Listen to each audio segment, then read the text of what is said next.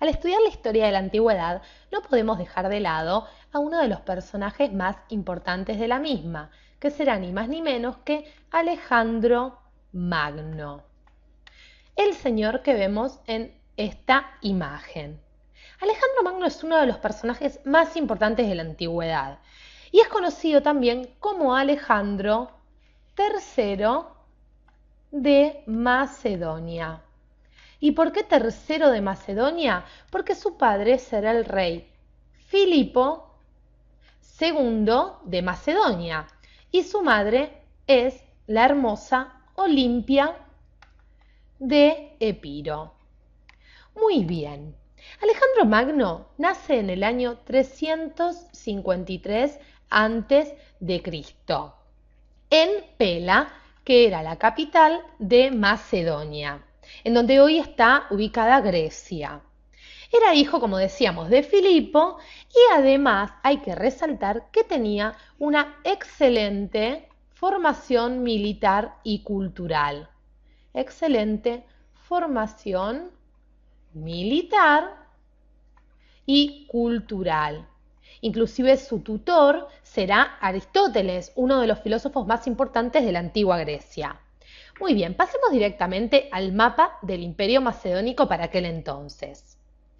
En esta zona que estamos viendo marcado en color naranja oscuro, estamos ubicando el Imperio de Macedonia, en donde reinaba, mejor dicho, Filipo II y que luego ocuparía Alejandro Magno. Muy bien, nosotros decíamos que Alejandro Magno tenía una excelente formación militar. Pero, ¿qué va a pasar? A los 16 años, él va a ocupar el trono, pero atentos, porque no es que ocupe el trono definitivamente, sino que su padre, Filipo, va a querer conquistar la zona de Bizancio. Entonces le pide el favor de que ocupe el trono, que se haga cargo del reinado, mientras él iba a ocupar la zona de Bizancio. Pero sí, a los 18 años, participa de la batalla de Queronea. Batalla de Queronea, ganándola, lo cual ya empezaba a marcar los constantes triunfos de Alejandro en cualquier batalla o enfrentamiento en el cual participe. A los 20 años, siendo muy joven, lamentablemente asesinan a Filipo II. Por ende, Alejandro toma el trono. Alejandro toma el trono. Ahora bien, ¿qué va a pasar? Este es el momento en el que muchos pueblos griegos que había conquistado Filipo, muchos pueblos que estaban bajo el mando del reinado de Filipo, intentan rebelarse contra Alejandro. ¿Por qué? Porque veían que Alejandro estaba débil, su padre acababa de morir y estaba iniciando este reinado sobre Macedonia, lo cual consideraban que no tenía mucha experiencia. Entonces, lo que hacen estos pueblos griegos es tratar de rebelarse aprovechando esta etapa de debilidad de Alejandro. Pero no van a tener mucha suerte. A los 22 años, Alejandro inicia la famosa campaña contra Persia. Campaña contra Persia. Una de las campañas más importantes en las cuales participó Alejandro Magno, en el año 334 a.C. Muy bien, Persia fue el enemigo histórico de Grecia. Y casualmente, y ya pasemos a nuestras siguientes imágenes, aquí estamos, ganará la batalla. Gana Alejandro Magno. ¿A quién le gana la batalla? Al ejército persa de Darío III.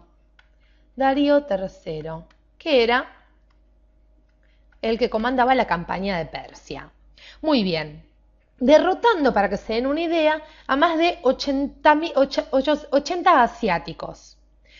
Muy bien, calculen además que el ejército de Alejandro Magno tenía unos 30.000 hombres, entonces eran 30.000 hombres de parte de Alejandro Magno contra 80.000 hombres de Darío III, por lo cual ya se empezaba a marcar el poderío que tenía el ejército de Alejandro Magno.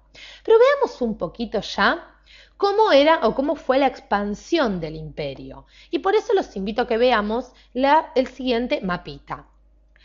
El poder de Alejandro Magno se iba expandiendo por todo el mundo. Él había conquistado la zona de Fenicia, Palestina, Egipto, por lo cual, como podemos ver, tenía unas ansias de conquistas terribles. En el mapa vemos cuáles fueron las conquistas como estamos marcando aquí. Desde el 330 a.C., toda esta zona en naranja oscuro y en color púrpura hasta el 323 a.C. Como decíamos, había conquistado la zona de Fenicia, Palestina, Egipto, fundando en este último país, en Egipto, Alejandría. Y es allí en donde se adherirá a la religión egipcia. Aquí se adhiere a la religión egipcia. Hecho excéntrico para aquel entonces, porque imagínense que luego de adherirse a la religión egipcia, se autoproclama faraón. Para aquel entonces, no solo iba conquistando el mundo, sino que haría de Alejandría una de las ciudades más importantes. Pero sus ganas de conquistar hacen que unos años después se vuelva a enfrentar a los enemigos de siempre, a los persas. Nuevamente se enfrentaba a los persas en la batalla de Gaugamela. ¿Y en qué año fue esta batalla tan importante? En el 331 a.C.